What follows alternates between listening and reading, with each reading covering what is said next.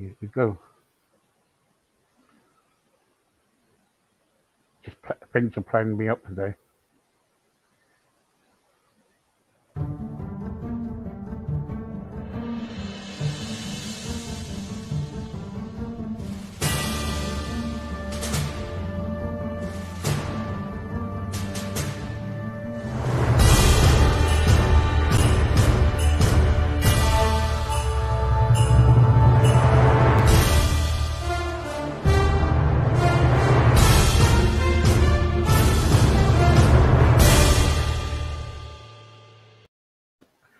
Firstly, I like to apologise about the bad language, not from me, from my guest just now. I think he went over the top with his language, but there you go. Things do happen now and again, but and there you go.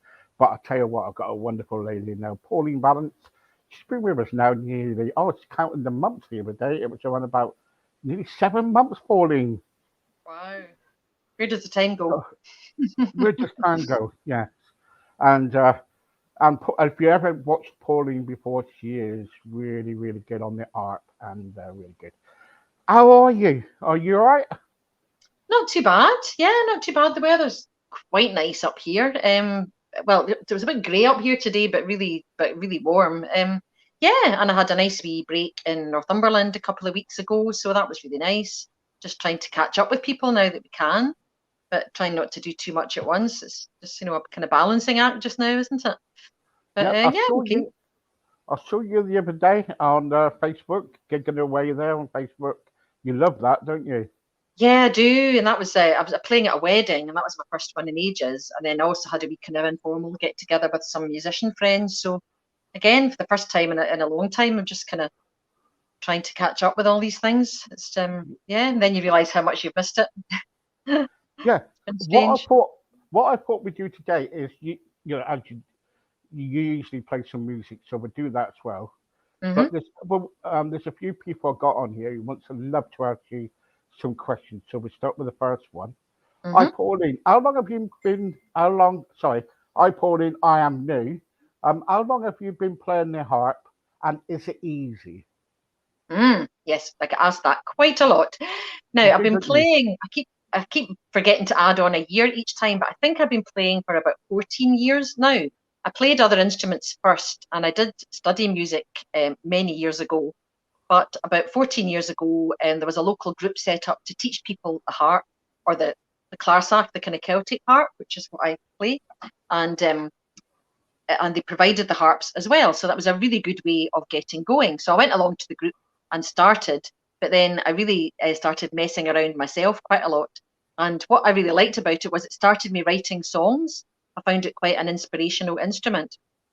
So as well as arranging songs and singing other songs, I started writing, and that's really just changed everything for me. So it's yeah, the last 14 years. Before that, I did some singing, I played the flute, but I couldn't accompany myself, and the harp has made me do all that. So yeah, so and you asked, was it easy?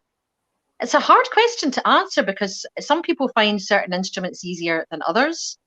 For example, I really struggled with the guitar. I just couldn't get my head around how to play it and how to get finger shapes and everything. So although loads of folk play the guitar and find it relatively easy, I just couldn't. Whereas people look at the harp and think, oh, it's got so many strings, it must be difficult. But I just took to it. It just seemed to make sense to me. It's kind of like a keyboard up on its side. So it's maybe not as difficult as it looks. It's what you can play simple things on it. Let's put it that way. You can play more complicated things, but you can play some simple things. So it's basically as easy or as complicated as you want to make it, Mm. is what I would say. Louis says, I've seen you at the Edinburgh Fringe. Oh, Uh, wow. yeah, she's saying that, and you're very good. Can you tell Thank me? you. Can you tell me, um, what is your favourite Celtic song? Oh, bit of a hard question, Oh, that, isn't it? that's a really hard one. It's hard for all sorts of reasons, because for one reason, it's quite hard to define what is a Celtic song. It's quite a wide range of what it could be. Could, Scottish, Irish, Welsh. Oh, I'll give me a minute or two to think about that, and then yeah. So it's hard to define what is Celtic. And then I have so many favourite songs that if you ask me one day, I would say one thing. If you ask me another day, I would say another thing. And it also depends whether it's a song that somebody else sings or a song that I sing. So I'll limit it to songs that I sing. That makes it a wee bit easier, it's a bit less. But you know, that's a really tricky one. I suppose you would count Burns songs, I think, as you would count them as Celtic, I suppose, wouldn't you? Yeah. So I love singing Burns songs. My most recent favourite is a song called Of All the Airts. I think I might have sung it possibly the last time I was on, or it might even have been the time before. It's a song that Robert Burns wrote for his wife, Jean Armour. So I would say that would be one of my favourites. It's really hard to say. Can you sing that? Can you sing that now for us? I could, you know, I'm going to have to, I could get the words. Could you give me 1 wee second to go and get the words? I'm ashamed to say I don't know the words, but will I do that just now? Yeah, right. Yes, please. Just give me, I'll disappear for 2 seconds. That's all. That's fine. Okay. Not a problem. Don't worry. Yeah.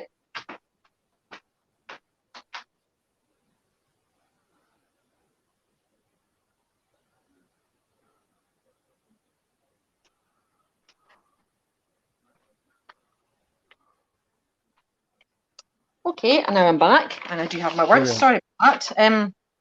I'm just realising with all this stuff happening on, you know, on StreamYard, on Zoom, and on Facebook Live and everything, you can get away with having your words in front of you, which is a shame. It's terrible. So I've got some live gigs coming up, and I'm really having to work hard at learning words.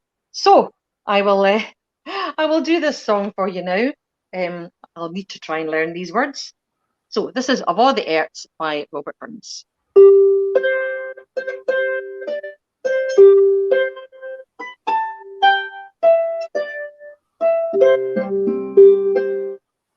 Of all the airts the wind can blow, I dearly loo the west. For there the bonny lassie lives, the lass I loo the best. There wild woods grow and rivers roll, and mony a hill between. Both day and night my fancy's flight is ever with my Jean. I see her in the dewy flowers, I see her sweet and fair. I hear her in the tune birds, I hear her charming air. There's not a bonny flower that springs by fountain, shaw, or green. There's not a bonny bird that sings but minds me, oh my Jean. Of all the airts the wind can blow, I dearly loo the west. For there the bonny lassie lives, the lass I loo the best. There wild woods grow and rivers roll, and mony a hill between. Both day and night my fancy's flight is ever with my Jean. I see her in the dewy flowers, I see her sweet and fair. I hear her in the tune birds, I hear her charming air. There's not a bonny flower that springs by fountain, shaw, or green. There's not a bonny bird that sings but minds me, oh my Jean. There's not a bonny flower that springs by fountain, shaw, or green. There's not a bonny bird that sings but minds me, oh my Jean. Well done. Love that song. Brilliant. Thank you. It's a Brilliant. lovely song, isn't it? Brilliant. Really good. Really good. Um, so when you kind of like doing all your songs, when you're kind of like writing all your songs, Barbara wants to know, where do you get all your ideas from? Oh, that's a great question. Oh my goodness. So many different places. Let's have a wee think. Some I get from my own experiences. Memories, that things from my childhood, things from my kids growing up, things that have happened to me. So that's one way. I get some from books. I've written quite a few songs actually based on ideas from books. Some from challenges. I take part in various songwriting groups, and sometimes they set you a challenge, like giving you a series of titles, and you choose a title and write a song about it. Or I've been part of one during lockdown at a Facebook group, and every month they suggest a theme, and you write according to the theme, and that can be quite tricky sometimes. With the theme, one month it was pylons. It was actually my son that suggested that, and the theme this month was panopticon, which is a bit tricky. That's actually it's something that it's a kind of tower that they set up in prison yards so they can see every corner of the prison. But I took it a slightly different way. The Panopticon is also the name of a music hall in Glasgow, and that's where Stan Laurel did performed. So I wrote a song about Stan Laurel. So that's one way you can get given themes and ideas. Sometimes I co-write. I mean, I've written a lot of songs over the last year with a writer friend of mine, Rakesh. So he has looked at poems that he's already written, and I've turned some of those into songs. So there's loads and loads of places. Just sometimes the best thing is to wander about with a notebook, and if an idea occurs to you, you write it down, and then you go back to it and see if it's worthy of being made into a song. So that's one way of doing things. Anything can give you inspiration. Okay. Paul wants to know what's the difference between a pedal harp and a Celtic harp. Okay. Well, a pedal harp, you tend to find that in orchestras and in classical music, and it's a bit bigger than the one I have here. And you tune it with pedals, so you can basically play in any key. You've got 7 pedals around the base of the harp, and you just press one of the pedals when you want to change the key or play like an accident, a note that's not in that key. That's what you do. With this harp, I'll try and move it so you can see it a bit better. It's got levers, and these levers change the key. So you can play in any key, but once you're in that key, it's kind of easier to stay in that key. So it's that's why it tends to be more of a folk instrument, because you stay more in the same key. So I'll give you a wee example, like this string, for example. And then if I press the lever, sorry, I can't see that one. Press the lever, and then it goes up a semitone. All So right. that's Yeah. yeah. So that's how you tune. So that's the main difference. It's a lever harp, and the pedal. Yeah. So a big pedal harp, you would tune it with the pedals. A more folk instrument or lever harp, you tune it with the levers. So that's one of the differences. Okay. Roger wants to know. Stephen Pauline. I play in the London Philharmonic Orchestra. Mm. Well done. They are really, really good. Um, can you tell me a question? Can you tell me, is a harp harder than the piano? Oh, again, it's kind of similar to what I said before. Everybody has a level of comfort with instruments, and I played piano for years. I mean, I went to piano lessons from age 7 until all the way through school. But even now, I'll sit down at a piano and I'll kind of struggle. I can't just play it.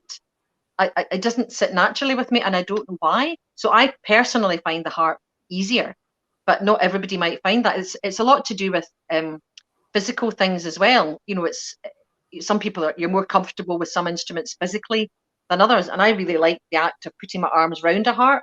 It just seems more natural to me, and it just seems more comfortable. Whereas I'm not so comfortable just sitting with my hands on a keyboard. So to me, the harp becomes easier, and then I can see the patterns. I can see where chord patterns fit on the harp easier than I can on the piano. But then there'll be other people that find it the other way around, that might find the piano easier than the harp. So it's like everything. Everybody will find some easier than others. Personally, I find the harp a little bit easier, but that's the way it goes. Okay. What harp is best for beginners and that is coming from Amanda. Oh, it depends, I suppose, what you want to do with it. I mean, I don't play the classical harp, but I suppose even if you did want to play classical harp, then the clarsach or the smaller harp would be easier just because it's smaller. So if you were, if you were a younger person, if you were a child, then obviously the smaller harp is going to be easier. And you can get smaller than this one. This one sits on the ground, but you can get some that you can prop up in front of you or sit on your lap. So they're easier from just being able to lift them and carry them around. So yes, they might be easier from that point of view. And I suppose even if you're going to, because I don't play the classical harp, I don't know what the difference in technique is. So if you wanted to play that, then I don't know how quickly you would need to move on to the classical harp. So that's a question I'm not 100% sure of, but I would think that starting off on a smaller harp would certainly be easier just to begin with, just to find your way around. Yes. Yeah. Can you give us a song, please? I can indeed. Right, I think what I'll do, because it's the summer, I have a song that I wrote a few years ago about childhood holidays, so I'm just going to take a quick Yeah, fine. Yeah, carry on. glug. Oh, there's some information coming up there. That's brilliant. Yes, Klarzach is is the Gaelic name for her. So this is a song I wrote about my childhood holidays in Ireland. We used to go to a village called Castle Townsend, and I don't know if you remember your childhood holidays, but it always seemed to be sunny. And and the journey to get to your holidays is part of the holiday as well. So that's what this song is kind of about. It's called Castle Townsend. Okay.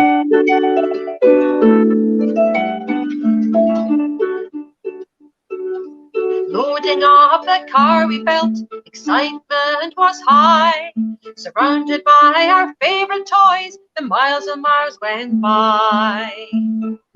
Playing I Spy on the way, car spotting too. The narrow roads with high hedges, just how did we get through? Round the corner a tractor waits, a horse and cart round the next.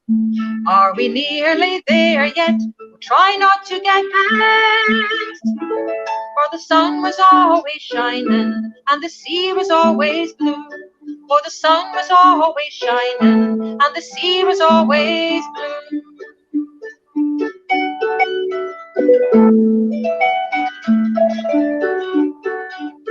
Arriving at our favourite place, rushing out of the car. Would it all be the same as last year? We're running near and far. Playing ball against the wall, heading down to the beach. Paddling out into the sea, it's cold, we all would screech. Horses everywhere, pulling caravans. Jaunting cars and horse and traps had us all in a trance. For the sun was always shining and the sea was always blue. For the sun was always shining and the sea was always blue.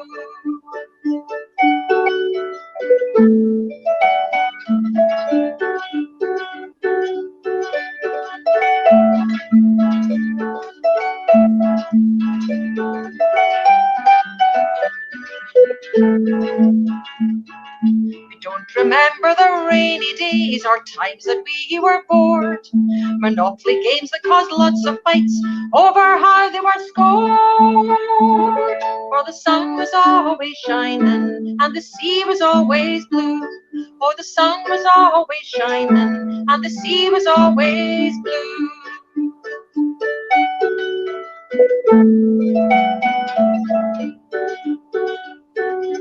Loading up the car again, this time sadness was high. Surrounded by our favourite toys, the miles and miles went by. Playing I Spy on the way, the car spotting too. The narrow roads with high hedges, just how did we get through? The memories of the journey home were never very clear. The only thing that kept us going was we'd be back next year. For the sun was always shining and the sea was always blue. For the sun was always shining and the sea was always blue. Yes, the sun was always shining and the sea was always blue. Oh, the sea was always blue. Oh, the sea was always blue. Brilliant. Thank you so much. Thanks. Thank you. Jennifer wants to know who invented the art? Well, there's somebody putting a lot of information down the bottom there, and that I haven't studied the history of the harp as much as I should have done, so apologies for that. I'm not sure, but I know there's some really good information that's been scrolling along the bottom there. I'm not quite sure who's putting it there, but it's really interesting. It's believed to have existed, oh my goodness, since 15,000 BC, and they reckon it's one of the oldest instruments. So I don't know if you even know who invented it. It was maybe one of those that's been around. It's technically quite a simple instrument. It's basically a load of strings on a frame, so it could have been fashioned very, very easily, some wood, some string. So that's one of the reasons it's a very, very old instrument. Yeah. So, it's I'm not. This is sorry. There's there's a lot of interesting information coming along the bottom. So I don't know who invented it, and I'm not sure if anybody would know. I think it's been around for so long that they might not know exactly who invented it. Maybe several people invented a version at the same time. I think that's probably quite likely because it is such a simple instrument, really. Yeah, yeah, okay. Um, when you do festivals and you do all your going around all your gigs, is it always a set list you do, or is it just when it do you take it from the feeling of the room? And that's Barbara. She's saying, "Hi Steve, can you ask this question?" So I've just. Mm-hmm. Okay. Yeah, Barbara, that's an interesting question.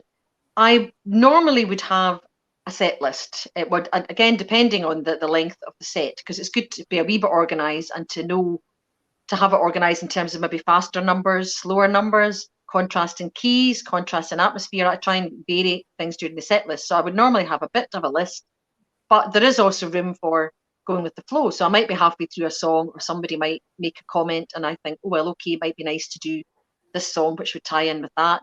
So I can change it.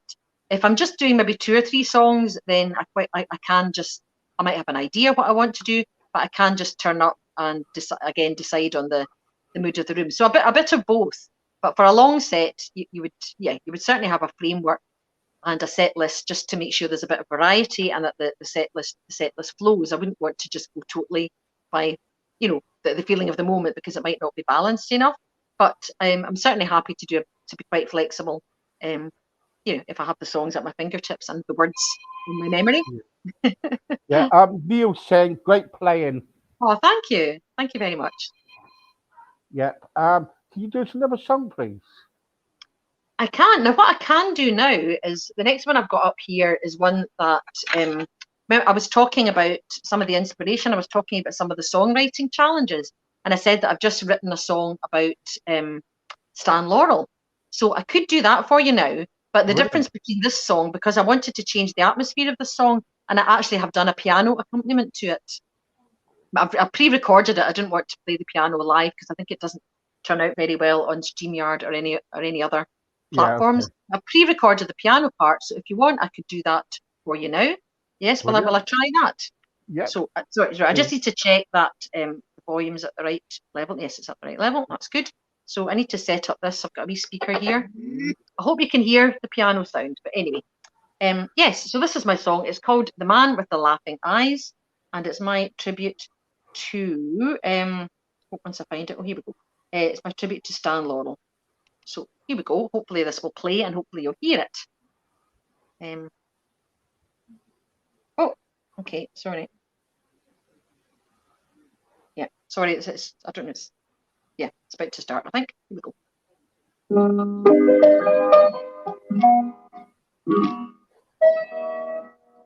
Waiting in the wings of the Glasgow Panopticon to go on after the jugglers and the strong man with his brawn. The men dressed as women, the women dressed as men, the famous escapologists, the flea circus, and then man with the laughing eyes, the man with the gentle smile, the stand-up hair, the puzzled brow, the bowler hat, a bashful clown, the man with the laughing eyes, always the perfect foil. That's another fine mess you've gotten me into. Sailing o'er the sea to seek out a new fate, to star in motion pictures, the brave new world awaits. The silent movies made his name, the talkies beckoned to. He met his perfect partner, then fame grew and grew. The man with the laughing eyes, the man with the gentle smile, the stand-up hair, the puzzled brow, the bowler hat, a bashful clown, the man with the laughing eyes, always the perfect foil. That's another fine mess you've gotten me into.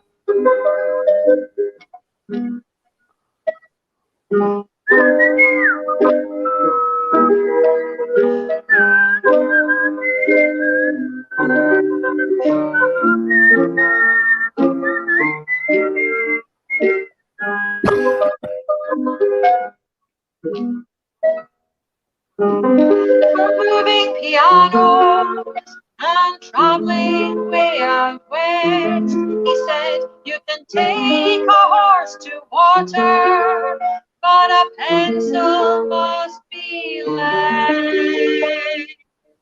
The man with the laughing eyes, the man with the gentle smile, the stand-up hair, the puzzled brow, the bowler hat, a bashful clown, the man with the laughing eyes, always the perfect foil. That's another fine mess you've gotten me into.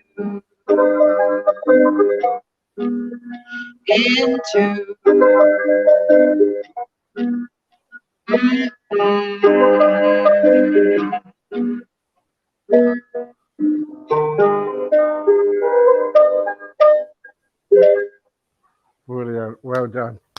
If somebody, if somebody, Thank you. if somebody wants to get into playing the harp, what advice would you give to them? Well, first of all, do it for definite. If you want to play it, you should definitely play it. Well, in Scotland there's a Clarsach society, and they are quite a good source for finding out good teachers in your area. If it's the Clarsach you want to play, obviously, but they would probably know harp players as well, and so a lot of Clarsach players would also teach the harp as well.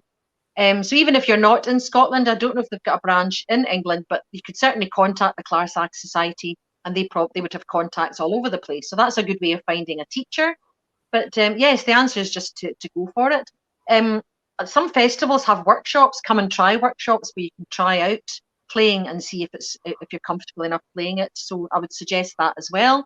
But if you want to do it, I would say do it. I kind of half wanted to play the harp for years and didn't, and it wasn't until I went to this group that I did play and realised that in some ways I wish I'd started earlier, but maybe it wasn't the right time. But I now play it and I'm very happy. So do it.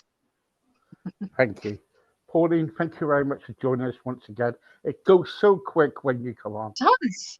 Well, I find it was good. Yeah. Thanks for your brilliant questions. I really enjoyed them. Brilliant. Pauline, I'll see you again very soon. I'll get my wife See you on soon. to it. Thank you No very worries. much. Bye-bye. Thank you. Thanks all the listeners. Thank you very much. Thanks, Steve. Cheers. See you Bye. soon.